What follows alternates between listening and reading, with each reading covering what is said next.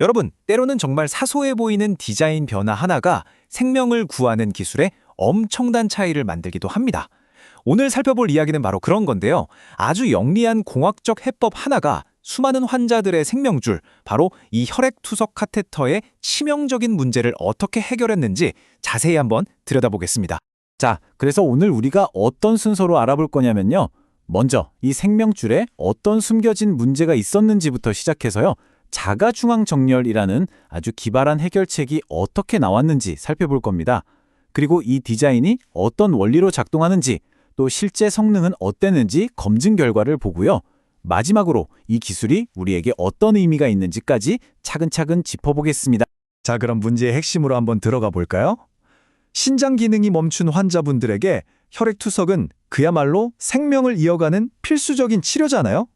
그리고 이 카테터는 그 치료를 가능하게 하는 핵심 통로, 말 그대로 생명줄인 셈이죠. 그런데 말이죠. 이렇게나 중요한 생명줄이 갑자기 막지거나 제대로 작동하지 않는다면 과연 어떤 일이 벌어질까요? 이게 바로 오늘 우리가 파헤쳐볼 핵심적인 문제입니다. 우선 혈액투석이 뭔지부터 간단하게 짚고 넘어갈게요. 보시는 것처럼 신장이 제 기능을 못할 때 기계의 힘을 빌려서 혈액을 깨끗하게 정화하는 과정입니다. 이걸 꾸준히 하려면 안정적인 통로가 필요한데, 그래서 환자 몸에 오랫동안 카테터를 넣어두게 되는 거죠. 와, 이 숫자 좀 보세요. 76%! 정말 놀랍지 않나요? 한 연구 결과를 보니까요. 병원에서 제거하거나 교체했던 혈액투석 카테터 중에 무려 76%에서 피브린초라는 게 생겼다고 합니다. 그러니까 4개 중에 3개 이상에서 문제가 발생했다는 뜻이에요. 어마어마하죠? 그럼 그 문제의 원인이 뭐냐? 바로 이 피브린초라는 녀석입니다. 이게 뭐냐면 카테터 주변을 양말처럼 감싸면서 자라나는 단백질 막인데요. 이 막이 카테터 끝을 막아버려서 혈액이 잘 흐르지 못하게 하고 심각한 문제를 일으키는 주범인 거죠. 바로 이겁니다. 왼쪽이 우리가 바라는 이상적인 상황이고요. 오른쪽이 바로 그 위험한 현실이에요. 카테터 끝이 혈관벽에 찰싹 달라붙거나 피브린초 때문에 막혀버리면 혈액 흐름이 엉망이 되고 심하면 혈전까지 생길 수 있습니다. 치료 자체가 위험해지는 순간이죠. 자, 이렇게 심각한 문제를 해결하기 위해서 엔지니어들이 정말 기발한 생각을 해냅니다.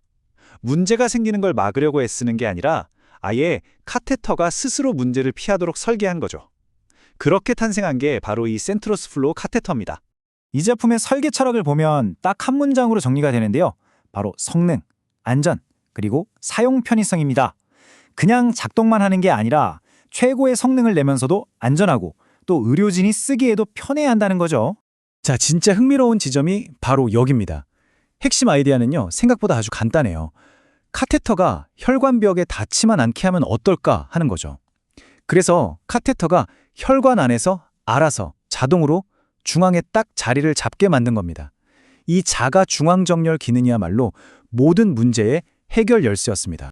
그럼 이 똑똑한 자가 중앙정렬 디자인이 구체적으로 어떻게 작동하는지 그 비결 3가지를 한번 뜯어보겠습니다. 정말 우아한 해결책이에요. 비밀은 바로 이 3가지에 숨어 있습니다. 첫째, 미리 모양이 잡힌 곡선형 칩. 둘째, 측면에 뚫린 구멍. 그리고 마지막으로 넓은 내부 공간. 자, 이 3가지가 어떻게 기가 막히게 협력하는지 한번 보시죠. 먼저 이 독특하게 생긴 곡선형 팁을 좀 보세요. 이게 하는 역할이 뭐냐면요. 카테터가 혈관 안에 들어가면 이 곡선 때문에 자연스럽게 중앙에 자리를 잡고 안정적으로 유지되게 해줍니다.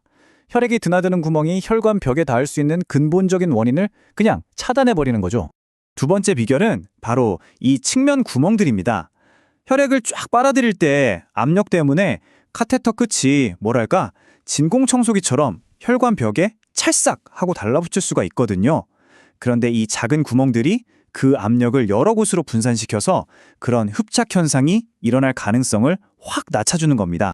그리고 마지막 3번째, 카테터 내부 공간, 그러니까 이 혈액이 지나가는 통로 자체를 아주 넓게 설계했다는 겁니다. 덕분에 분당 최대 450ml라는 어마어마한 유속을 낼 수 있고요. 그만큼 치료가 더 빠르고 효율적으로 끝나는 거죠.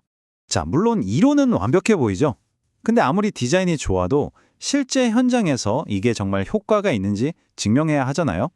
과연 이 혁신적인 디자인, 실제 테스트 결과는 어땠을까요? 결과는 아주 명확했습니다. 3개월 동안 환자들을 지켜봤더니 이 자가중앙정렬 카테터가 기존의 다른 카테터보다 통계적으로 의미 있을 정도로 개방성이 훨씬 높았어요. 이게 무슨 말이냐면 한마디로 안 막히고 쌩쌩하게 잘 뚫려 있었다 이겁니다. 이게 다가 아니에요. 단순히 안 막히는 걸 넘어서 혈액을 깨끗하게 거르는 능력이나 실제 혈류량에서도 조금 더 좋은 성능을 보였다는 거죠. 치료의 퀄리티 자체가 올라갔다는 뜻입니다. 자, 그럼 이 모든 걸 종합해 볼 때 이 똑똑한 기술이 환자들에게는 대체 어떤 의미가 있는 걸까요? 왜 이게 그냥 좋은 기술이 아니라 중요한 혁신인지 마지막으로 정리해 보겠습니다. 환자 입장에서 가장 크게 와닿는 건 뭘까요? 첫째, 안전합니다. 혈관을 덜 다치게 하고 카테터가 막힐 위험도 줄여주니까요. 둘째, 치료가 안정적이고 효율적이게 되죠. 결국 이 모든 게 환자의 삶의 질을 높여주는 거 아니겠어요? 자, 보셨죠? 정말 간단하면서도 똑똑한 디자인 변화 하나가 환자의 생명줄을 이렇게나도 안전하고 효과적으로 만들었습니다. 이걸 보고 나니 이런 생각이 들지 않으세요? 지금 우리가 당연하게 쓰고 있는 수많은 의료 도구들 중에서도 어쩌면 이렇게 생각의 전환 하나를 간절히 기다리고 있는 것들이 또 있지 않을까요?